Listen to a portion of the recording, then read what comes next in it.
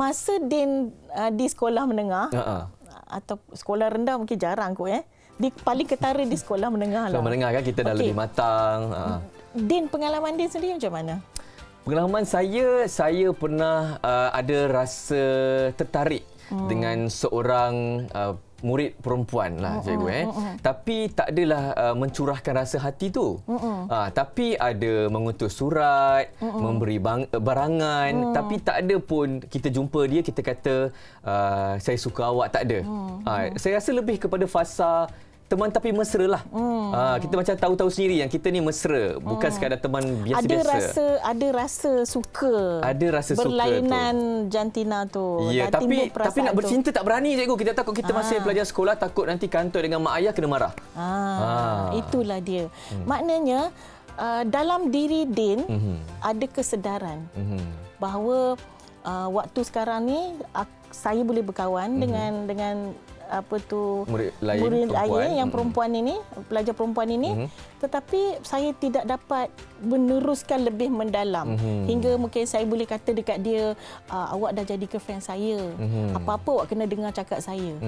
Tu kadang-kadang perkara ni dah jadi macam satu trend dah sekarang. Bukan kita nak menafikan perasaan seorang remaja. Dah sampai fasa tu akan berlaku perubahan-perubahan pada diri. Psychologically, emotionally, physically dan juga pergaulan.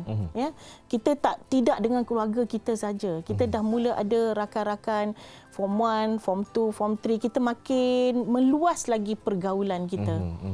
Jadi dalam perkara ini dia terpulang kepada kita kena ingatkan diri kita. Walaupun begitu kita kena ingat bahawa tujuan kita bersekolah, datang ke sekolah tu untuk apa? Okey. Dan tujuan untuk kita berkawan tu sampai setakat mana? Dan dalam ini kita faham, kita sebagai orang dewasa faham. Dan sebelum kita jadi dewasa pun kita semua ni pernah melalui zaman kanak-kanak dan zaman remaja. Kalau kita tanya mak ayah kita, mak ayah, oh mak, oh ayah, dulu pun pernah juga kan macam nak bercinta. Jadi bila kita nak sampaikan kepada anak, kita ni cikgu, kita ni ibu bapa, kita keadaan remaja sekarang kita tak boleh nak, kau tak boleh. Tak nak marah terus ya. Bila kita macam terus menyatakan keadaan itu, dia macam akan jadi satu pemberontakan pula kan. Sebab macam kita menafikan perasaan tu. Padahal perasaan tu memang akan timbul seiring dengan usia. Sebab masa usia ni dia nak explore tentang siapa yang dia nak berkawan, siapa kawan dia, kenapa perasaan tu datang, dan dia sendiri keliru. Itulah zaman remaja ni adalah zaman storm and stress. Macam kita tak nak nasi. Kita tak nak nasi, nasi tu masak. Kalau kita tak buka nasi tu dia membuak-buak. Dulu masa kita tak nak nasi, kita masak nasi dulu. Sekarang rice cooker, biar aja nasi tu dia masak. Tapi dulu kita kena buka, tutup dia, kita kena kacau, perlahankan api. Ada cara-cara dia lah. Tapi kan cikgu kau tapi nak tahu jugalah macam mana untuk kita mengekalkan hubungan tu sekadar hubungan biasa, bukan sampai ke peringkat seterusnya mengatakan luahan hati, cinta. Nak teruskan persahabatan kita tu teman tapi mesra je. Tak ada terlebih ke komitmen yang lebih serius. Itu kesan dia nanti. Kalau kita berlanjutan, mungkin kita akan bincangkan lebih lanjut sebab kesan daripada perhubungan tu. Apa yang kita perlu buat adalah kita kena jelas pada diri kita sendiri. Dan kita kena jelaskan bila pelajar lelaki tu approach you sebagai you yang perempuan, cakap dekat dia, saya sebenarnya nak berkawan dengan awak sekadar supaya kita dapat berbincang pelajaran, kita boleh share something, tapi kalau awak harapkan untuk lebih pada tu, maybe saya tak dapatlah nak teruskan because saya tahu apa harapan mak ayah kita. Sebab ada kesannya nanti kalau kita dia akan ada kesan kalau kita teruskan macam tu. Apa kesan dia cikgu? Antara kesannya nanti kan, kita dalam rakan sebaya ni kita akan ada macam klik.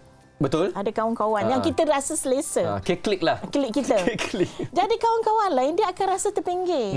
Sebab dia dah ada boyfriend, kami semua tak ada. Tapi yang sebaliknya sekarang ni yang berlaku adalah semua orang ada boyfriend tapi saya tak ada boyfriend. Boleh jadi juga cikgu, betul. Jadi saya rasa terpinggir kerana saya tak ada boyfriend ataupun saya tak ada girlfriend. Jadi sebenarnya keadaan tu tak berapa cantik lah. Okay. Yang kedua ni nanti kan saya sangat bimbang kalau keadaan ni dah jadi macam biasa. Mesti ada teman ataupun tapi mesra yang telah dikatakan seolah-olah my couple. Kena ada teman wanita, kena ada teman lelaki di sekolah. Jadi kan dia akan hilang kepada fokus belajar tu. Itu yang saya bimbang.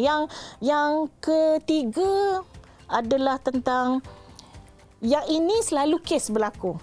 Sebagai guru kaunseling, saya selalu dapat kes yang macam ni. Dah kawan, lepas tu dah jadi rapat, dah rasa selesa.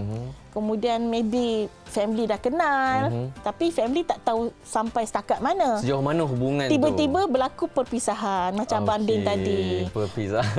Abang Din terpisah kerana pindah sekolah. Jadi lama-lama Abang Din move on lah kan. Kalau tak move on, mungkin tak macam ni sekarang.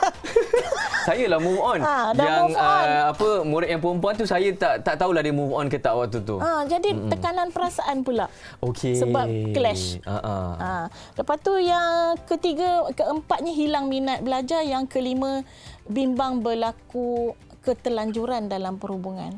Itu yang sangat-sangat kita takuti untuk murid, cikgu dan juga ibu bapa sebenarnya.